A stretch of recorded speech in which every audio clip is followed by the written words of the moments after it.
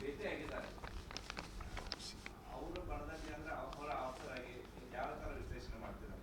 ಏನು ಪಾಸಿಟಿವ್ ಇದೇನೋ ಯಾಕೆ? ನಮ್ಮ ನಾಯಕರು ಯಾವತ್ತೂ ಹೇಳ್ತಾ ಇದ್ರು ಶುಭಗಳಿಗೆ ಬರಬೇಕಂತ.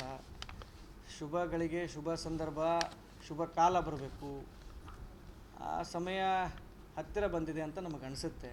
ಇವತ್ತು ದೆಹಲಿಯಲ್ಲಿ ನಮ್ಮ ನಾಯಕರಾದಂಥ ಡಿ ಕೆ ಶಿವಕುಮಾರ್ ಅವರು ವರಿಷ್ಠರನ್ನು ಭೇಟಿಯಾಗಿದ್ದಾರೆ. ಸುಮಾರು ರಾಜಕೀಯ ಚರ್ಚೆಗಳಾಗಿದ್ದಾವೆ, ಸಂಘಟನೆ ಚರ್ಚೆಗಳಾಗಿದ್ದಾವೆ. ಕರ್ನಾಟಕ ರಾಜ್ಯದ ವಿವಿಧ ಸಂಘಟನೆಗಳ ಬಗ್ಗೆ ಚರ್ಚೆ ಆಗಿದ್ದಾವೆ. ಯಾಕಂದರೆ ಮಾರ್ಚ್ 10ನೇ ತಾರೀಕು 6 ವರ್ಷ ಅವರು ಕಂಪ್ಲೀಟ್ ಆಗ್ತಾರೆ. ಈ ಒಂದು KPCC ಅಧ್ಯಕ್ಷರಾಗಿ 6 ವರ್ಷಗಳನ್ನು ಕಂಪ್ಲೀಟ್ ಮಾಡ್ತಾಯಿದ್ದಾರೆ. 100 ಕಾಂಗ್ರೆಸ್ ಭವನಗಳಿಗೆ ಅಡಿಗಲ್ ಸಮಾರಂಭ ಮಾಡಬೇಕಂತ ಅವ್ರ ತಲೆಯಲ್ಲಿದೆ. ಆಮೇಲೆ ಅಸ್ಸಾಂ ಚುನಾವಣೆ ನಿಮಿತ್ತ ಕೂಡ ಸಾಕಷ್ಟು ಚರ್ಚೆಗಳಾಗಿದ್ದಾವೆ. ಒಟ್ಟಾರೆ ಈ ಸಾರಿಯ ಒಂದು ದೆಹಲಿ ಪ್ರವಾಸ ಯಶಸ್ವಿಯಾಗಿದೆ ಅಂತ ಹೇಳಿ ಬಯಸ್ತೀನಿ.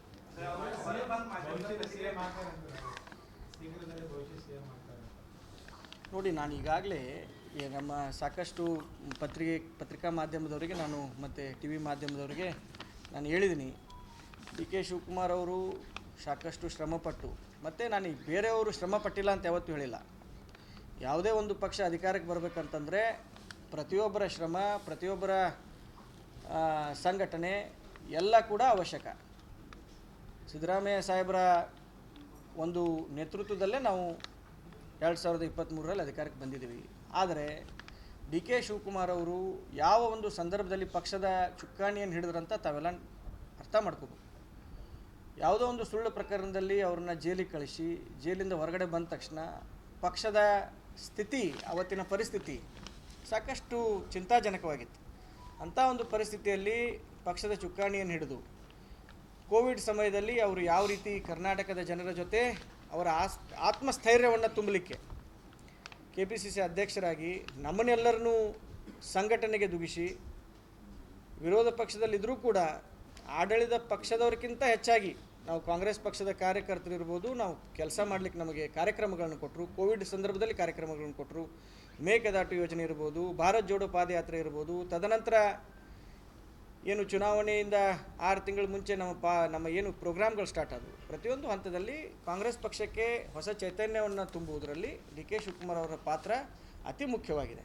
ಅದರ ಜೊತೆಗೆ ನಮ್ಮ ಜಿಲ್ಲಾ ನಾಯಕರಾದ ಸತೀಶ್ ಜಾರಕಿಹೊಳಿ ಅವರು ಕೂಡ, ಆಗಿನ ವರ್ಕಿಂಗ್ ಪ್ರೆಸಿಡೆಂಟು, ಅವರು ಕೂಡ ಸಾಕಷ್ಟು ಆ ಒಂದು ಸಂಘಟನೆಯಲ್ಲಿ ಅವ್ರದ್ದು ಪಾತ್ರ ಕೂಡ ದೊಡ್ಡದಿದೆ. 2023ಕ್ಕೆ ನಾವು ಅಧಿಕಾರಕ್ಕೆ ಬಂದ್ವಿ. 136 ಜನ ಆರಿಷ್ ಬರ್ತಾರಂತ ತಾವು ಎಲ್ಲರೂ ನೆನಪಿಸ್ಕೊಳ್ಬೋದು.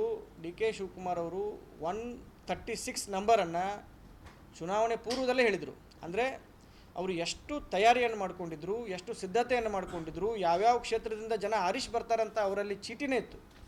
ಸೊ ಅಷ್ಟು ತಯಾರಿಯನ್ನು ಮಾಡಿಕೊಂಡು, ಅಷ್ಟು ಒಂದು ಆತ್ಮವಿಶ್ವಾಸದಿಂದ 2023ಕ್ಕೆ ನಾವು ಅಧಿಕಾರಕ್ಕೆ ಬಂದ್ವಿ. ಅದಕ್ಕಾಗಿ ಡಿ ಕೆ ಶಿವಕುಮಾರ್ ಅವರು ಈಗ ರಾಜ್ಯದ ಮುಖ್ಯಮಂತ್ರಿ ಆಗಬೇಕಂತ ನಮ್ಮೆಲ್ಲರದ್ದು ಬಯಕೆ ಇದೆ, ರಾಜ್ಯದ ಜನರ ಬಯಕೆ ಇದೆ, ಕಾಂಗ್ರೆಸ್ ಪಕ್ಷದ ಪ್ರತಿಯೊಬ್ಬ ಕಾರ್ಯಕರ್ತರದ್ದು ಬಯಕೆ ಇದೆ ಅಂತ ಹೇಳಿಕ್ಕೆ ಬಯಸ್ತೇನೆ.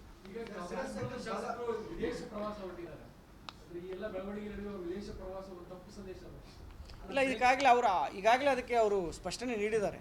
ಅವ್ರು ಯಾವ ಕಾರಣಕ್ಕೆ ವಿದೇಶಕ್ಕೆ ಹೋಗ್ತಾ ಇದ್ದಾರೆ, ಏನು ವಿದೇಶ ಪ್ರವಾಸ ಇದೆ ಅಂತ ಸ್ಪಷ್ಟನೆ ನೀಡಿದ್ದಾರೆ. ಯಾವ ಗೊಂದಲ ಇಲ್ಲ. ಚರ್ಚೆ ನಡೀತಾ ಇದೆ, ಪಕ್ಕದ ಗೋವಾದಲ್ಲಿ ಒಂದು ರೆಸಾರ್ಟ್ ಬುಕ್ ಮಾಡಿದ್ರು ಡಿ ಕೆ ಶಿವಕುಮಾರ್, ನಿಜಾನ ಏನು? ಇಲ್ಲ, ಅದೆಲ್ಲ ಸತ್ಯಕ್ಕೆ ದೂರವಾದಂಥ ಒಂದು ವದಂತಿ.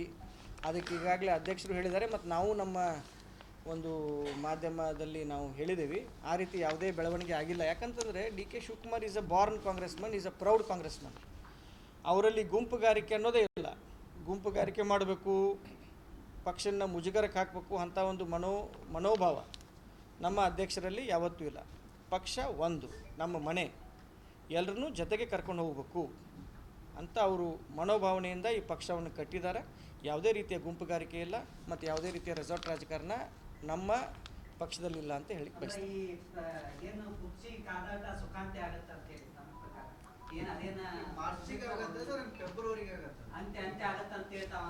ನೋಡಿ, ನಮ್ಮ ಹೈಕಮಾಂಡ್ಗೆ ಎಲ್ಲರೂ ಕೂಡ ನಾವು ತಲೆ ಬಾಗಲೇಬೇಕು. ತಾವು ನೋಡಬೇಕು, ಸಿದ್ದರಾಮಯ್ಯ ಸಾಹೇಬರು ಕೂಡ ಹೈಕಮಾಂಡ್ ಹೆಸರೇ ತೊಗೊಂಡಿದ್ದಾರೆ. ನಮ್ಮ ನಾಯಕರಾದಂಥ ಡಿ ಕೆ ಶಿವಕುಮಾರ್ ಅವರು ಕೂಡ ಹೈಕಮಾಂಡ್ ಹೆಸರೇ ತೊಗೊಂಡಿದ್ದಾರೆ.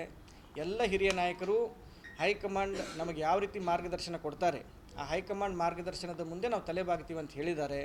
ಅದೇ ಪ್ರಕಾರ ಹೈಕಮಾಂಡ್ದವರು ಯಾವತ್ತೂ ಈ ಒಂದು ಏನು ಇವತ್ತಿನ ಪ್ರಸ್ತುತ ವಿದ್ಯಮಾನ ಇದೆ, ಈ ವಿದ್ಯಮಾನಕ್ಕೆ ಅವ್ರು ಯಾವತ್ತು ದಿನಾಂಕ ನಿಗದಿ ಮಾಡ್ತಾರೋ ಆ ದಿನಾಂಕದಂತ ಎಲ್ಲ ಈಗಾಗಲೇ ಸುಖಾನೇ ಇದೆ, ಸುಖಾಂತೆ ಅಂತ ಹೇಳಕ್ಕೆ ಬರೋದಿಲ್ಲ, ಈಗಾಗಲೇ ಸುಖ ಇದೆ, ಸಮೃದ್ಧಿ ಇದೆ ಕರ್ನಾಟಕ ರಾಜ್ಯದಲ್ಲಿ, ಇನ್ನೂ ಹೆಚ್ಚಿನ ಸಮೃದ್ಧಿ ಬರಲಿದೆ ಆ ದಿನದಿಂದ ಅಂತ ಹೇಳಕ್ಕೆ ಬಯಸ್ತೇನೆ. Thank you. ಎಲ್ಲರಿಗೂ ಧನ್ಯವಾದ.